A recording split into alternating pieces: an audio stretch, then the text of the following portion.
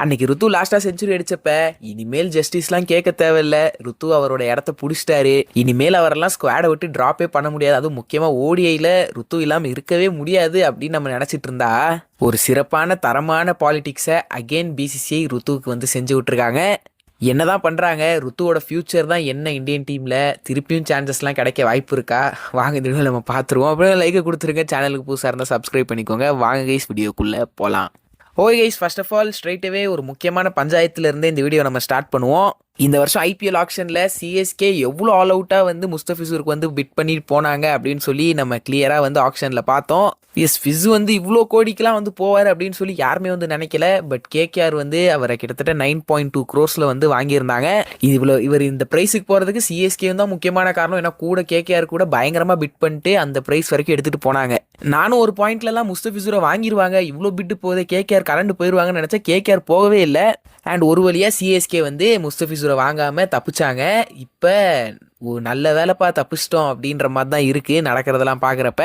ஏன்னா முஸ்தபிசூர் ரஹ்மான் ஐபிஎல் 2026 ஆடக்கூடாது, இப்போயே அவரை வந்து உங்கள் ஸ்குவாட்லேருந்து ரிலீஸ் பண்ணிடுங்க அப்படின்னு சொல்லி பிசிசிஐ கேகேஆருக்கு வந்து சொல்லிட்டாங்க. எப்படி பாகிஸ்தான் பிளேயர்ஸ் ஐபிஎல்லேருந்து பேன் ஆயிருக்காங்களோ இப்போ அந்த மாதிரி இந்தியாவுக்கும் பங்களாதேஷ்க்கும் ஒரு சண்டை போய்கிட்டு இருக்கு. அதனால் பங்களாதேஷ் பிளேயர்ஸும் ஐபிஎல் வந்து ஆடக்கூடாது பேன் அப்படின்னு முஸ்தபிசூர் தான் வந்து கேகேஆரில் இருக்கார், ஒரு பங்களாதேஷ் பிளேயர். ஸோ அவரை வந்து ஆட வைக்கக்கூடாது அப்படின்னு சொல்லி முடிவு பண்ணி இப்போ முஸ்தபிசூர் ரஹ்மான் ஆடக்கூடாது, அவர் வந்து உங்கள் ஸ்குவாட்லேருந்து ரிலீஸ் பண்ணிவிட்டு அவருக்கு பதிலாக வேற யாராவது ரீப்ளேஸ்மெண்ட்டாக சைன் பண்ணிக்கோங்க அப்படின்னு சொல்லிட்டாங்க. நினச்சி பாருங்க, நம்ம முஸ்தபிசூர் ரஹ்மான ஒரு 8 crores கிட்ட வந்து சைன் பண்ணி வச்சிருந்து அதுக்கப்புறம் இப்போ பிசிசிஐ வந்து அவர் ரிலீஸ் பண்ணிடுங்கன்னு சொல்லி நம்மளும் ரிலீஸ் பண்ணி அவ்வளோ கோடிக்கு நம்ம அந்த காசு ஆக்ஷன்லேயே வேறு யாருக்காவது போட்டிருக்கலாமே. இப்போ வந்து ரீப்ளேஸ்மெண்ட்டாக எதுக்கு வந்து யாரையாவது சைன் பண்ணணும், அது பேஸ் ப்ரைஸில் அப்படின்னு சொல்லி யோசிச்சுட்டு ரிக்ரெட் பண்ணிட்டு இருந்திருப்போம் வாங்கியிருந்தா. நல்ல வேலை நம்மளை இந்த மாதிரி கஷ்டத்துலேருந்து தப்பிக்க வச்சு அந்த கஷ்டத்தெல்லாம் கேகேஆர் வந்து வாங்கிட்டாங்க. So thanks KKR. ஸோ கேகேஆருக்கு இப்போ கண்டிப்பாக ரீப்ளேஸ்மெண்ட்லாம் சைன் பண்ணிக்கிற ஆப்ஷன் இருக்கும். ஸோ ஒரு நல்ல ஃபாஸ்ட் பவுலர் பார்த்துட்டு இருந்தீங்கன்னா நம்மளே வந்து ஒரு நல்ல ஃபாஸ்ட் பவுலரை வந்து ரெக்கமெண்ட் பண்ணுவோம். ரிச்சர்ட் லீசனை வந்து ரீப்ளேஸ்மெண்ட்டாக சைன் பண்ணிக்கோங்க. சூப்பராக போடுறாரு. நீங்கள் கடல்லையே தேடினாலும் அந்த மாதிரி ஒரு பிளேயர் கிடையாது. எங்கள் ஜேஎஸ்கே வந்து பிடிச்சி பொக்கிஷோ மாதிரி வச்சிருக்கோம். ஆனால் நம்மளுக்கு 2024 ரீப்ளேஸ்மெண்ட்டாக வரப்போ ரிச்சர்ட் லீசன் இப்படியெல்லாம் இல்லையே கைஸ். அதுக்குள்ளே என்ன ஒரு இம்ப்ரூவ்மெண்ட், ஒருவேளை அந்த பிச்சில் வந்து நல்லா போடுறாரோ. எது எப்படியோ கேகேஆர் எங்கள் ஜேஎஸ்கே கிட்ட இருந்து நீங்கள் ரிச்சர்ட் லீசனை வந்து வாங்கி நீங்கள் ஐபிஎல் 2026 நல்லா ஆடுங்க, நோ இஷ்யூஸ். கைஸ், அப்புறம் கைஸ் வர டியூஸ்டே SA20 எல் கிளாசிக்கோ நம்ம ஜேஎஸ்கேவும் எம்ஐ கேப் டவுனும் வந்து மோதுறாங்க. மேட்ச் எப்படி இன்ட்ரெஸ்டிங்காக தான் இருக்கும். இன்னும் இன்ட்ரெஸ்டிங்காக இந்த மேட்ச்சை நீங்கள் பார்க்கணும்னு நினச்சிங்கன்னா நம்ம ஜேஎஸ்கேவோட அஃபிஷியல் ஸ்பான்சர் நம்ம எல்லோ அண்ட் பிளாக் ஃப்ரெண்ட்ஸோட சேர்ந்து நிறைய இன்ட்ரெஸ்டிங்கான சேலஞ்சஸ்லாம் பண்ணி இந்த மேட்சை நீங்கள் பார்த்துக்க முடியும். உங்களுக்கு இன்ட்ரெஸ்ட் இல்லைனா விட்டுருங்க, இன்ட்ரெஸ்ட் இருந்தால் உங்களோட வெல்கம் ரிவார்ட்ஸை போய் கலெக்ட் பண்ணிக்கோங்க.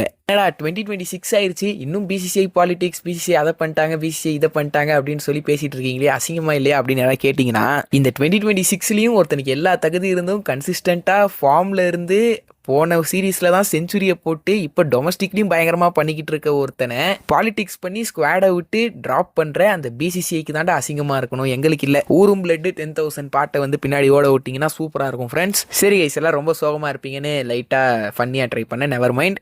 என்ன கைஸ் சொல்கிறது, லைக் பயங்கரமான ஒரு ஏமாற்றம். போன சீரீஸ்ல இருந்தா அப்பாடா ஒரு வழியா திருப்பியும் பிசிசிஐ சப்போர்ட் பண்ற நிலைமைக்கு நம்ம வந்துட்டோம் அப்படின்னு சொல்லி ஹாப்பியா இருந்தேன். இனிமேல் ஹேட் வாட்ச்லாம் பண்ண வேண்டியது இல்லை அப்படின்னு. ஆனா இவனுங்க இப்படி பண்ணுவானுங்கன்னு நான் கனவுல கூட நினைக்கல. ஏன்னா நேற்று காலையில வரைக்கும் நம்ம எல்லாருமே நினைச்சது நம்ம நியூசிலாந்து சீரீஸ்க்கு ருத்து வந்து ஷியோர் ஷாட் பிக்கு, அதாவது ஓடிஐ சீரீஸ்க்கு ஷியோர் ஷாட்டாக ருத்து வந்து இருப்பார். அதுவும் போன இதில் அந்த செஞ்சுரி அடிச்சதுக்கப்புறம் என்ன அப்ரிசியேஷனு, எல்லாரும் ருத்து என்ன பேட்டிங் ஆடுறாருங்க, என்ன கிளாஸுங்க, என்ன பிளேயருங்க, என்ன டெம்பரமெண்ட்டுங்க, விராட் கோலி மாதிரியே இருக்காருங்க,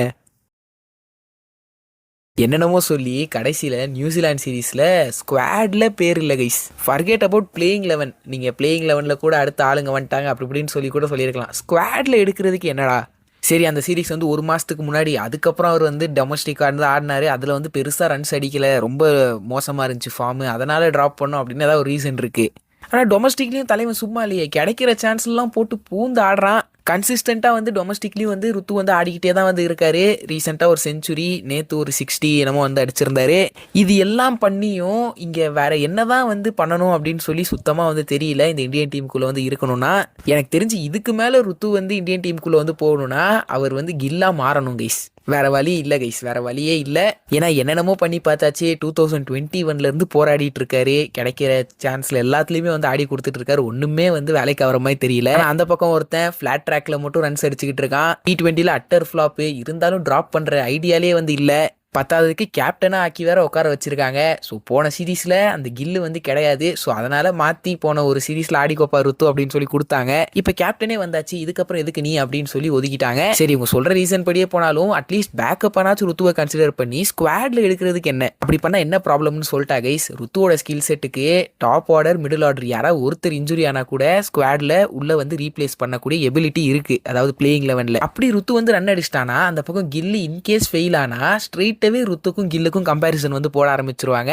ருத்து இன்ஜூரியான ஒரு பிளேயர் வந்து ரீப்ளேஸ் பண்ணிருப்பார்ல, அந்த பிளேயர் வந்ததுக்கு அப்புறம் எதுக்கு கில் ஆடிட்டு இருக்கான், ருத்துவோட ஸ்டாக்ஸ் இங்க பாருங்க, கில்லோட ஸ்டாக்ஸ் இங்க பாருங்க, ஸோ கில்ல ருத்து வச்சு ரீப்ளேஸ் பண்ணுங்கன்னு வந்து சொல்லிடுவாங்க. ஸோ கில்லுக்கு ஒரு நல்ல செக்யூரிட்டி கொடுத்து அவர் ஆட வைக்கணும்ல. ஸோ அதனால தான் வந்து ருத்துவை வந்து இந்த சீரீஸ்ல இருந்தே டிராப் பண்ணியிருக்காங்க. அதான் உண்மை. இப்படி எச்சத்தனமா இந்த மாதிரி எல்லாம் வந்து பண்ணிட்டு இருக்கிறதுக்கு என்ன சொல்றதுன்னு தெரியல. இதுக்கும் சில பேர் வந்து முட்டு கொடுத்துட்டு இருந்தாங்கன்னா அவங்கள என்ன சொல்றதுன்னு தெரியல கைஸ்.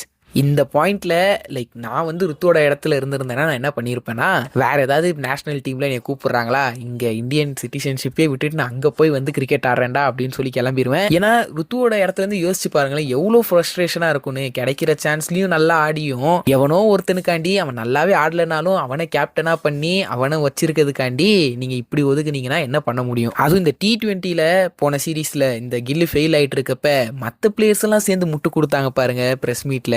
ஏதோ இந்த கில்லு வந்து 500 ODI 1000 T20 ஆடின பிளேயர் மாதிரி, கில்லு மாதிரி பிளேயருக்குலாம் இதெல்லாம் சர்வசாதாரணம், இதெல்லாம் அவர் கிராஸ் பண்ணி தான் வருவார் அப்படி இப்படின்னு சொல்லி ஆளுக்கு முட்டு தரானுங்க பிரஸ் மீட்ல. எப்பா போதும்பா சாமி, இதுக்கப்புறம் ருத்துக்கு இந்தியன் டீம்ல சான்ஸ் கிடைக்கும் அப்படின்னு எனக்குலாம் தோணலை. அதையும் மீறி சான்ஸ் கிடைச்சி அவர் நல்லாவே ஆடினாலும் அடுத்த சீரீஸ்ல இருப்பாரு அப்படின்ற அந்த நம்பிக்கைலாம் எனக்கு இல்லை. Rutu is not for Indian team. அவர் இந்தியன் டீமுக்கான ஒரு பிளேயரே கிடையாது அப்படின்னு சொல்லி நானே முடிவு பண்ணிட்டேன் guys. Is only for CSK. வருஷத்துல 2 மாசம் கிரிக்கெட் ஆடுவார், அப்புறம் மற்ற இந்த டொமஸ்டிக் கிரிக்கெட்லாம் ஆடுவார். அந்த மாதிரி ஒரு பிளேயர் தான் ருத்து.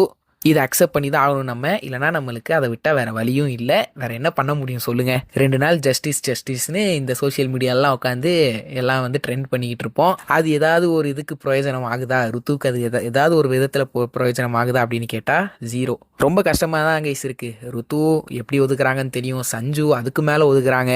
அது இந்த T20 சீரீஸில் பார்த்தோமே கைஸ், கில்லுக்காண்டி அவரை வந்து நம்பர் 4 ஆட வச்சாங்க ஃபர்ஸ்ட்டு. அதுக்கப்புறம் நம்பர் 4ல சஞ்சு வந்து ரைட் ஃபிட் கிடையாது, டீமை விட்டே ட்ராப் பண்ணாங்க. அதுக்கப்புறம் இந்த கில்லு ரொம்ப ஃபெயில் ஆகிறான் அப்படின்னு சொல்லி ஓப்பனிங்ல சான்ஸ் கிடச்சோன்னே சஞ்சு அவரால் என்ன பண்ண முடியும் பண்ணி காட்டினாரு. பட் திருப்பியும் அந்த கில்லுக்கு தான் வந்து ஓப்பனிங் சான்ஸ் வந்து தருவாங்க. ஸோ இங்கே யாரும் இனிமேல் எந்த எக்ஸ்பெக்டேஷனும் வச்சுக்க வேணாம். இங்கெல்லாம் எதுவுமே மாற போகிறது இல்லை. என்ன நடந்தாலும் இந்தியா, அதனால் நான் வந்து இந்த BCCIக்கு வந்து சப்போர்ட் பண்ணுவேன் அப்படின்னு சொல்லி அவங்க என்ன கேவலமாக டிசிஷன் எடுத்தாலும் உட்காந்து கை தட்டிக்கிட்டு இருக்க ஃபேன்ஸ் இருக்க வரைக்கும் இங்கே எதுவுமே வந்து மாறாது. ஸோ நம்மளும் இதை பற்றிலாம் கேர் பண்ணாமல் ஜஸ்ட் நம்ம டீமை மட்டும் பார்த்துட்டு போக வேண்டியதான் கைஸ், அவ்வளோதான். நீங்கள் என்ன நினைக்கிறீங்க? இதுக்கு மேலே ருத்துக்கு இந்தியன் டீமில் சான்ஸ் கிடைக்கணும், கன்சிஸ்டண்ட்டாக ஒரு பிளேயராக இந்தியன் டீமில் இருக்கணும்னா என்ன பண்ணணும் ருத்து அப்படின்னு உங்களோட ஒப்பீனியனை சொல்லுங்கள். அப்படியே லைக்கை கொடுத்துருங்க. சேனலுக்கு புதுசாக இருந்தால் மறக்காமல் சப்ஸ்கிரைப் பண்ணிக்கோங்க. இன்னும் யாரையும் பார்க்குறேன். Bye guys.